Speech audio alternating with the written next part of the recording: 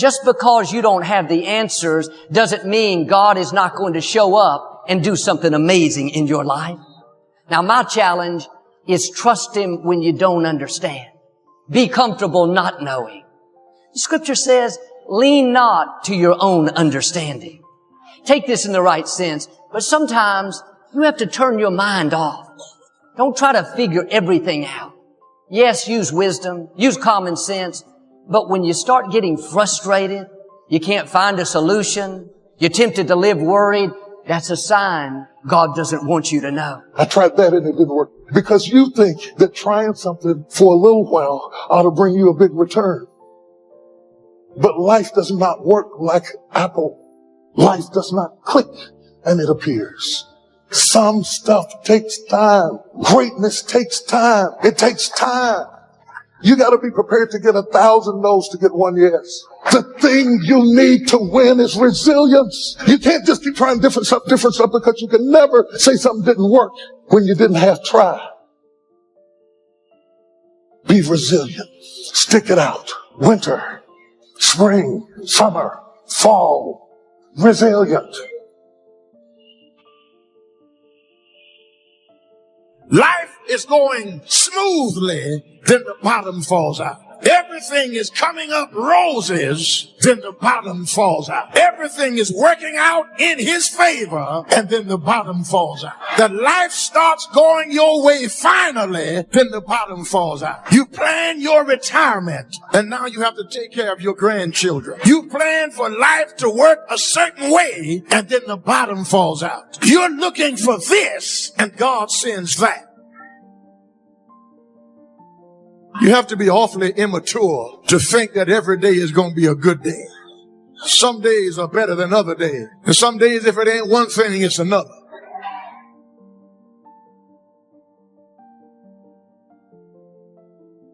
What would you do if you knew you could fail, but understood that that failure could be a real blessing in your life?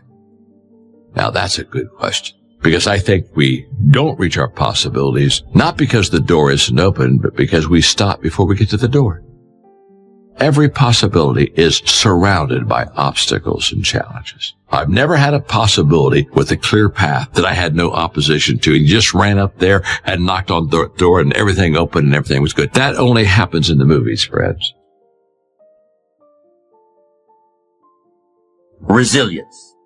Resilience, the ability to return to the original form after being bent or being compressed. That's the dictionary's definition of resilience. The ability to readily recover from illness or depression.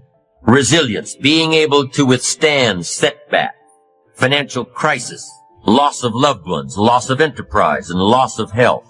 How would you ever handle it if you lost everything you had today? What would it take for you to pull yourself up and start all over again? How resilient are you? Could you learn from all your disappointments and start all over again? What would it take? It would take a lot of positive self-talk to muster up the energy to begin again. It would take a lot of concentration to block out the noise and the clutter and the negative voices of others around you. It would also take what? A lot of self-reliance. Your future success has everything to do with you. What's happened has happened. You would need to get on with your life and begin again. It would take a lot of faith and trust in God to move ahead. It would take a lot of self-appreciation, knowing that you have the skills and the talent and the strength to do it one more time. Resilience, the ability to bounce back from adversity, no matter how large or how small. Possibilities are always surrounded by challenges. You got to get through the challenges to get to the possibilities. But it's worth it. It's kind of like a Tootsie Roll. You got to get through the hard stuff so you can get to the good soft stuff. That's the way it is with life. That's the way it is with possibilities. What's the use of always keeping thinking of the past? Each must have his tribulation, water with his wine. Life, it ain't no celebration. Trouble, I've had mine, but today is fine. It's today that I'm living, not a month ago, having, losing, taking, giving, as time wills it so. Yesterday, a cloud of sorrow fell across the way. It may rain again tomorrow. It may rain, but say, ain't it fine today? If a cloud of sorrow comes over here, ain't it fine today? Living in the moment, getting everything we can out of where we are in the moment where we are right now. The other thing is willingness to let people and things go. You want to live a life of fulfillment. You've got to be willing to let certain people go in your life. When they're no longer good for you, just let them go. Just to hold on tenaciously really doesn't make really good sense, all right? Just many times we do it because we don't realize that we might desire it, but we don't need it. Face the truth about life and deal with it. Whatever happens to you, use everything for your upliftment, learning, and growth. Everything that happens, use it for your upliftment. What can I get from this? How did I end up here? What's the blessing in this for me? Ask yourself that, whatever it is, and don't let it go until you get your blessing out of it, because there's a blessing there. There's something for you in everything that happens to you for you to learn from that experience. Look at it, examine it, analyze it until it reveals itself to you, and then get what you need from that and move on. It takes time to make changes in habit and discipline. Here's the ultimate challenge. You've got to have patience with yourself. It takes time to correct old errors in judgment. I'm telling you, it took me some time. I used to blame the government, blame taxes, and blame the company. It took time to give that up and only blame myself. So have patience with yourself, number one. Number two is to keep doing it. Be persistent. As long as you are patient and persistent, it's hard to elude success. As long as you maintain patience and persistence, there's only one person, just one person, that will draw the line between success and failure. And that person is you. So be patient. Be persistent. You need both patience and persistence together. And here's why. Lack of patience is probably the worst enemy of ambition. Impatience wants to give up. Impatience calls discouragement failure.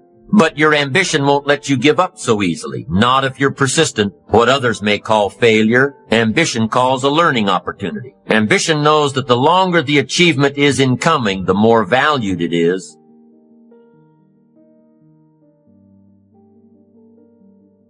Oh, please, listen to yourself. You know the feelings. If you start listening to the feelings in your heart, and I'm doing it now more every day, I find that my feelings, I can trust them. And I say to you that as you look toward the future, you look at life on a daily basis. If you've heard something within yourself that you know that what you're doing now doesn't fit for you, it doesn't work for you, it's not giving you what you want, and there's something else that you want to do, don't allow that inner doubt in you to talk you out of it, to tell you why you're not good enough. You ignore that inner voice and all of the external voices. Don't judge the possibilities for what you can do based upon the circumstances, because the circumstances won't determine who you are. Don't determine what you're able to do based upon your resources. Don't determine what's possible for you based upon where your life is right now. Where your life is right now is not you. That's just what it is right now. But the possibilities for you are unlimited. It's unlimited if you're coming back from adversity and devastation. It's unlimited of what you can do. That's the capacity of human beings. It doesn't matter how many mistakes you've made. It doesn't matter how many flops you've had. It doesn't matter how much money you've lost. What you learn from life. Not losses, but investments of what's possible for you. And I say to you that once you start listening to yourself, and as you begin to act on your dream, you will start seeing things opening up for you. You'll start attracting people. You start brainstorming. Ideas will come out of nowhere as you focus on it. The key to it is to begin to focus, because as you focus on that which you want to do, that which we focus on, that which we give our energy to, it will begin to multiply. It will begin to expand. It will begin to develop your consciousness. And out of that comes your greatness. Out of that comes a commitment. Out of that comes a passion for life. Out of that comes a special power that you have in you. See, the powers that we have will never reveal themselves if we don't challenge them. Put yourself in a position where you can't retreat, where it's do or die, sink or swim. Here's what you'll find out. You'll develop incredible swimming skills. You'll find yourself stroking unlike you've ever seen before. Through the inspiration of desperation, you'll become more creative than ever before. All you can do is all you can do. And all you can do is enough. Make sure you do all you can do.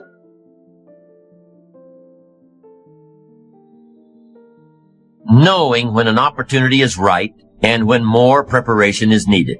Be patient in knowing the difference between when the opportunity is right and when more work needs to be done. Remain alert, even if opportunity doesn't come right away. Keep looking. Be patient. Keep preparing for opportunities, even if there's a delay. Even if things aren't going just the way you think they should. Keep your disappointments at bay.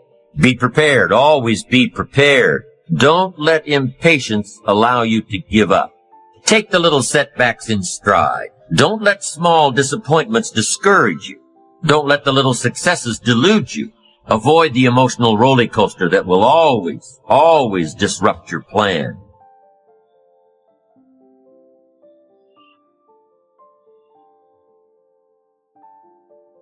God put people in your life for a reason. Others are there for a season. And it's very important that you recognize when people's seasons are over. Is the season over? Or have you decided, because you're desperate, you've decided to drag these random people into the new season of your life? Because you just need validation. You need all of this shit and people and things around you. You have spent your entire life trying to gain the approval of other people. Everything you do is determined to get other people's acceptance and approval. You talk the way you do in order to get other people's acceptance and approval. You dress the way you do in order to get other people's approval. You do certain things in life. Some things you wouldn't even want to do, but you do them because you want the approval of other people. And you've been trying to gain approval your entire life, and you're never going to get it. I have an opportunity. I have a choice to decide who and what and where I want to go. What do I want to experience in my day? Because you're calling me doesn't mean I'm going to call you back. Because you're inviting me doesn't mean I want to show up. Because we're family, because we're friends, because we grew up together doesn't mean that I want to be a part of any and everything that you want me to be a part of. Why? Because my experience with you hasn't necessarily made me feel good about my life or my experience at the end of every night.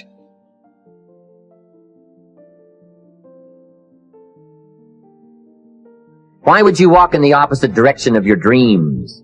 The man wishes for happiness and thinks the thoughts and commits the acts that take him to certain despair. Failing in life is failing to think today. Failing to care, to climb, to learn, to keep trying day by day. What have you got to lose? Only the despair and fear and guilt of the past. So start the new process. You can begin a new habit no matter how small it is. Whether or not you start and whether or not you continue are all that is important. Recognize that the start of the better life, the happy life, is today. Start the new journey today. Get some momentum going on your new commitment to the better life.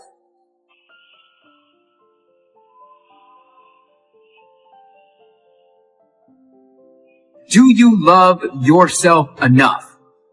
For a lot of people out there, that's what holds them back in life. So whatever your goal is, you're going to come to a time when you're going to have to stop counting on other people to help you. And you're going to have to stop focusing in on how much people have let you down. And you're going to have to really realize, like, this thing, life, your journey, this is up to you. And whatever you want out of it, it's how bad are you willing to go after it?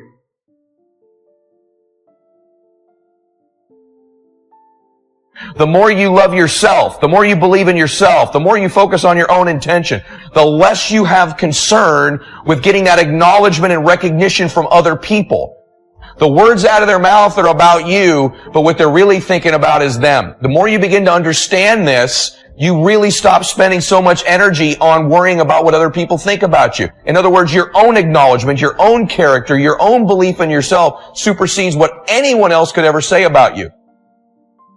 Quit feeling inferior because somebody close to you is not celebrating you. Quit trying to make people be for you that are never going to be for you. If you needed their approval, you would get it. If you're not getting it, that means you don't need it to become who you were created to be. Some of you have spent all of your life trying in your mind to please an unpleasable person. and you wanted to show them wrong. And your dad or your mom said, you're never going to amount to anything. Why can't you be like your brother? And you, in your mind, thought, I am going to earn their approval. And you have tried and you have tried and you have tried to win that person's approval, and you haven't got it. Now, I'm sorry. I'm sorry for the pain you've been in, but let me just tell you something. That person that you've been trying to get their approval all your life and you haven't got it yet, guess what? You ain't going to get it. If you haven't got it by now, you're not going to ever get it. So if there's any area in your life that you need to clean up, start working on it. Get the clutter out. Start letting some of this junk go to make some room for something else. Do that with people. There's some people who's cluttering up your life. They serve no purpose whatsoever. They're just holding and occupying a space that somebody useful could be holding that space. You don't even have time to look to see what else is out there because you all have all of these people surrounding you that's not enabling you to grow.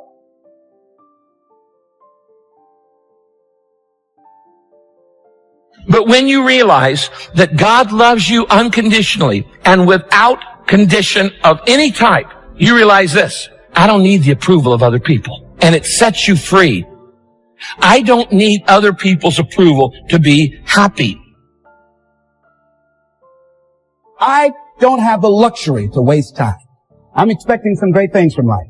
And so I have to spend some time working on myself and developing myself.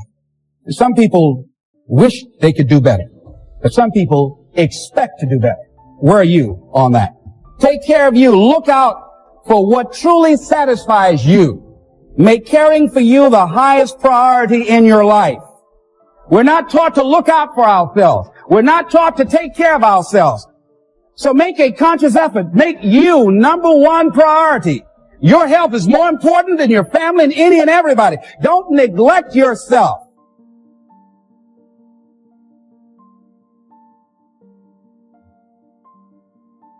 Happiness is a joy that most often comes as a result of positive activity.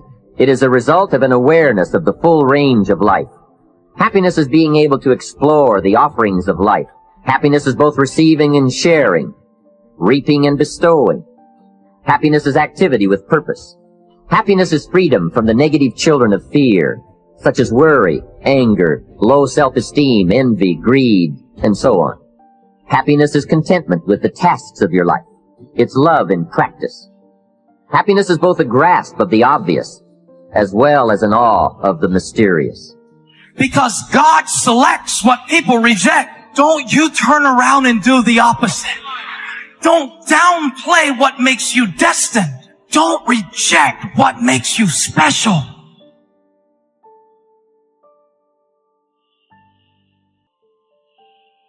Discipline is the bridge between thought and accomplishment, the bridge between inspiration and value achievement, the bridge between necessity and productivity.